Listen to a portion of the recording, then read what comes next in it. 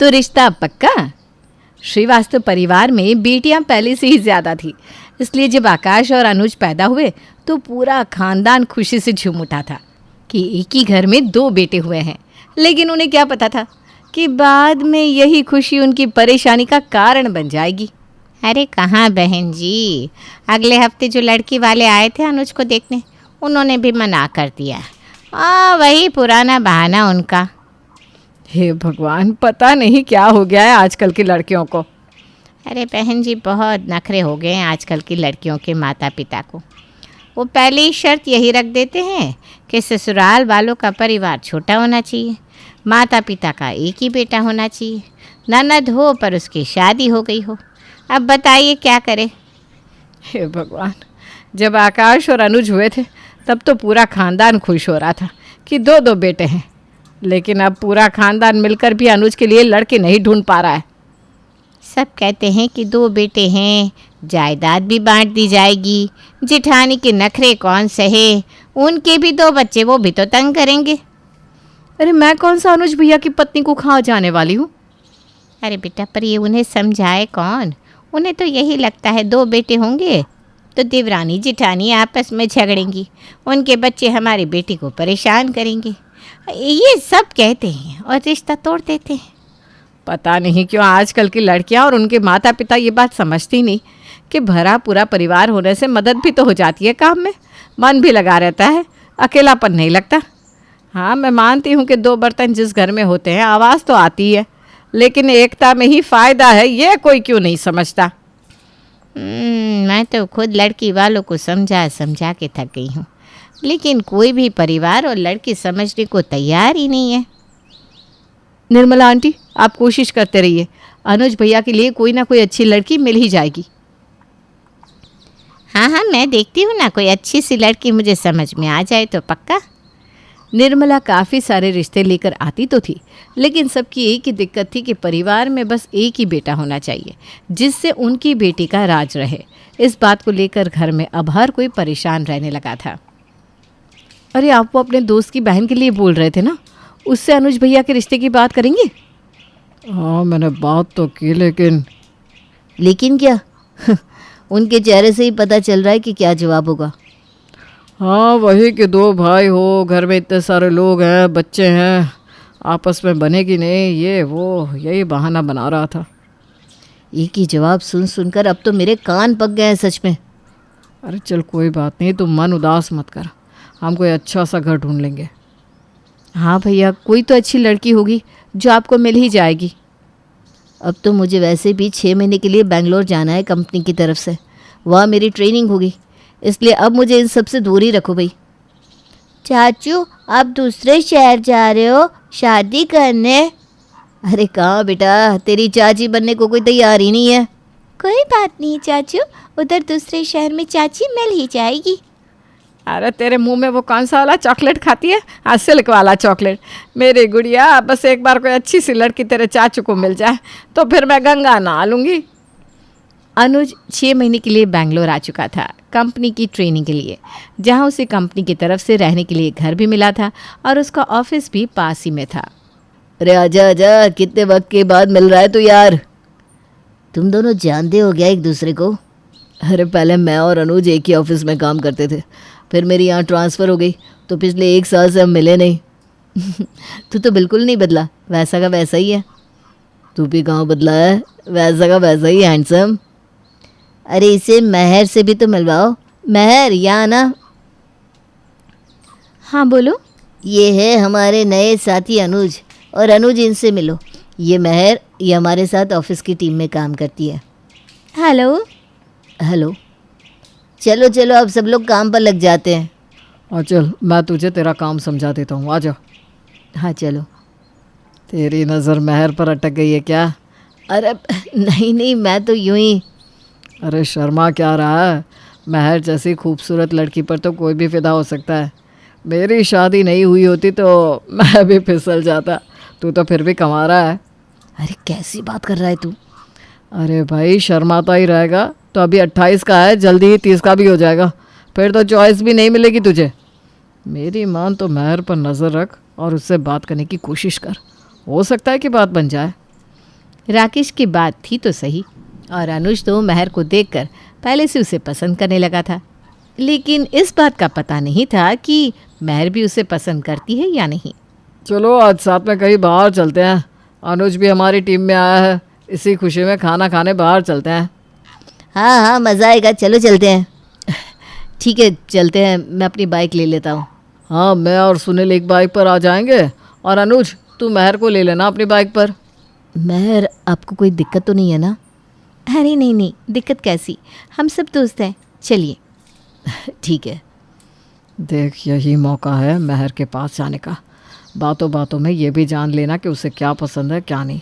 कोई लड़का तो नहीं है उसकी ज़िंदगी में। हाँ हाँ ठीक है। राकेश महर और अनुज को पास लाने की कोशिश में था, इसलिए अनुज की बाइक पर महर को बिठाया था, जिससे वो दोनों आराम से बात कर सके। आप ठीक तो बैठिए ना? जी मैं बिल्कुल ठीक हूँ, और प्लीज़ हम दोस्त हैं, मुझे तुम क्या करी बुलाओ। ठीक है महर, तुम हो कहाँ से? मैं दिल्ली से हूँ, यहाँ मेरी भी तुम्हारी तरह ट्रेनिंग चल रही है। अरे वाह, मैं भी दिल्ली से हूँ। चलो अच्छा है, दोनों एक ही शहर के हैं, तकलीफ़ नहीं होगी।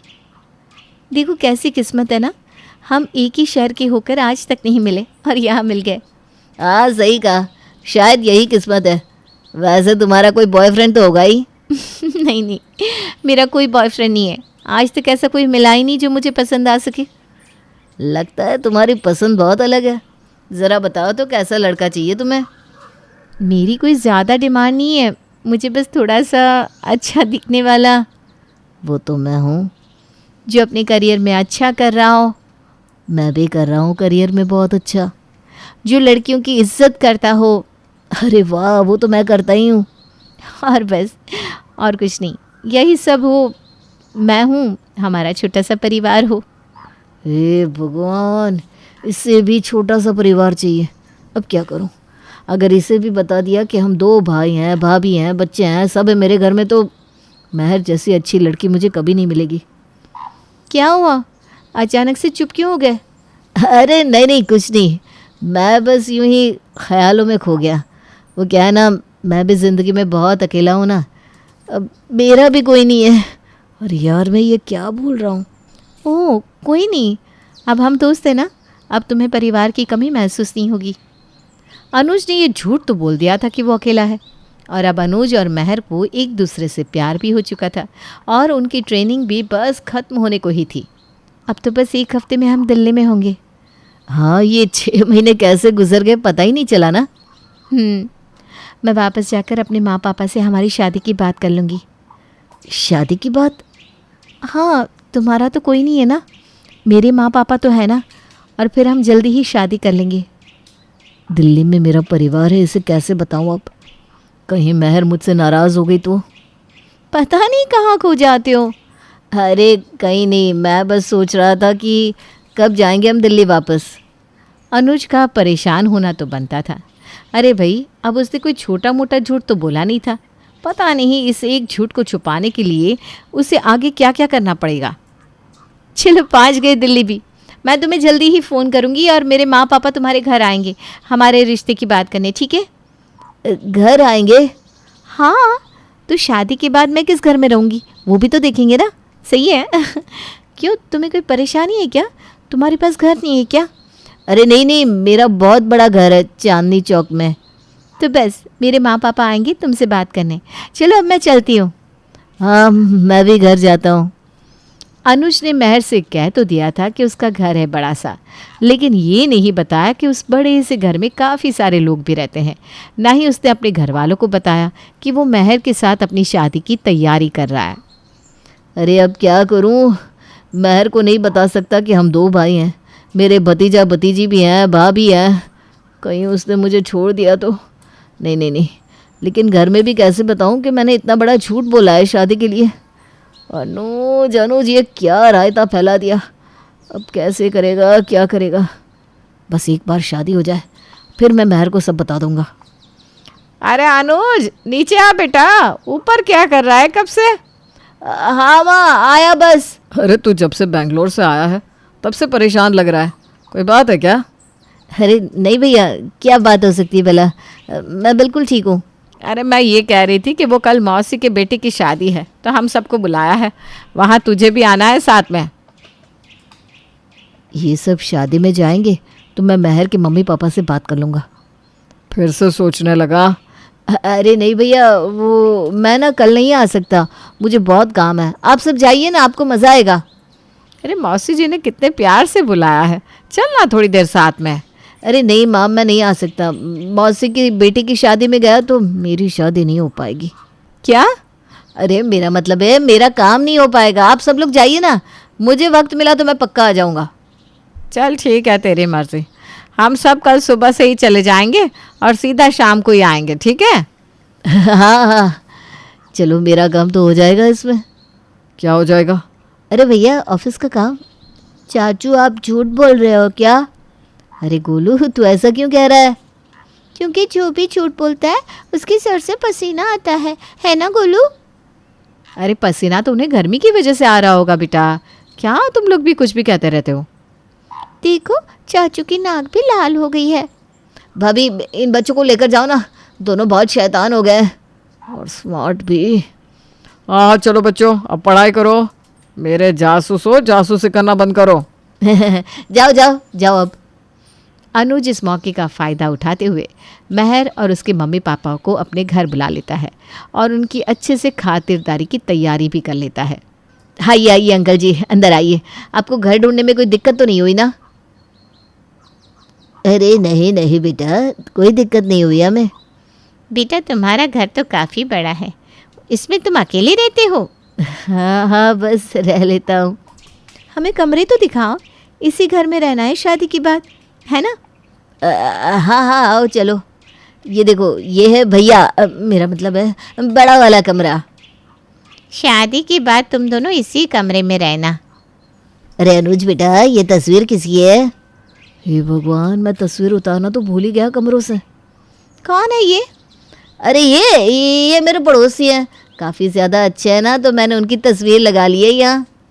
वाह, कितना संस्कारी लड़का है, पड़ोसियों की भी तस्वीर लगाई है इसने तो। हाँ सच में। चलो अब दूसरा कमरा दिखाओ। हाँ हाँ चलो।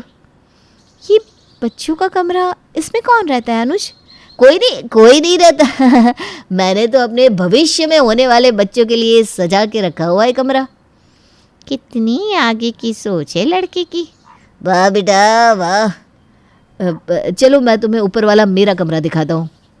तुम ऊपर क्यों रहते हो, नीचे इतने सारे कमरे छोड़कर? और तुम्हें कैसे पता चलता है कि नीचे कोई आया है या नहीं? वो क्या है ना कि मुझे ऊपर वाला कमरा हवादार लगता है, इसलिए मैं ऊपर वाले कमरे में सोता हूँ। वाह, इसकी चॉइस भी कितनी अच्छी है ना। वाह वाह, क्या बात है। महर और उसके माता पिता के सामने अनुज एक के बाद एक झूठ बोले जा रहा था और अब उसे डर था कि कहीं उसके घर वाले वापस ना आ जाए। अरे शाम के 7 बज रहे हैं, ये सब आते ही ना हो कहीं घर वापस। क्या करूँ, इनको यहाँ से भगाना होगा। तुम भी लो ना नाश्ता। हाँ, आपको देरी हो रही होगी ना अब? अरे नहीं नहीं बेटा, हमें किस बात की देरी। नहीं, वो क्या है ना, दिल्ली में ट्रैफिक बहुत है तो आपको दिक्कत होगी देर से निकलेंगे तो, है ना? अरे ट्रैफिक तो रोज़ ही होती है, हमें तो कोई देर नहीं हो रही। अच्छा, पर शर्माइए मत, मतलब मेरी वजह से यहाँ मत रुकिए। आइए, मैं आपको दरवाजे तक छोड़ देता हूँ। आइए। अरे पर हमें। अरे बेटा तुम कष्ट मत करो, हमें देर नहीं हो रही है। मैं जानता हूँ आप मेरी वजह से रुक रहे हैं। चलिए। अरे अनुज, ये कौन है? अनुज, ये कौन है? ये मेरा बेटा है। ये मेरा होने वाला दामाद। ये सब कौन है अनुज? हो गया सत्यानाश। क्या हुआ अनुज भैया, ये सब क्या चल रहा है? दामाद? मैं बताता हूँ सबको, ये सब मेरी गलती है। मैंने महर से झूठ बोला कि मैं अकेला हूँ। महर, ये मेरा परिवार है, मेरी माँ, भाई, भाभी, उनके बच्चे, गोलू, चिंकी। जब तुमने कहा था कि तुम्हें छोटा सा परिवार पसंद है, तब मेरे मुंह से ये झूठ निकल गया था कि मैं अकेला हूँ। लेकिन ये हंस क्यों रहा है? लगता है सच सुनकर सदमा लग गया इन्हें। अरे बेटा तुम पहले बता देते, छिपाया क्यों? महर को तो भरा पूरा परिवार ही पसंद है। क्या? हाँ, मुझे तो ऐसा ही परिवार चाहिए था जिसमें सारे रिश्ते हो। पता नहीं तुमने ऐसा क्यों समझ लिया। हम तो बहुत खुश हैं तुम्हारे परिवार से मिलके। आइए आइए, हम सब अंदर चलकर शादी की बात कर लेते हैं। जी, हमारी तरफ से तो रिश्ता पक्का है। आखिर चाचू को चाची मिल ही गई।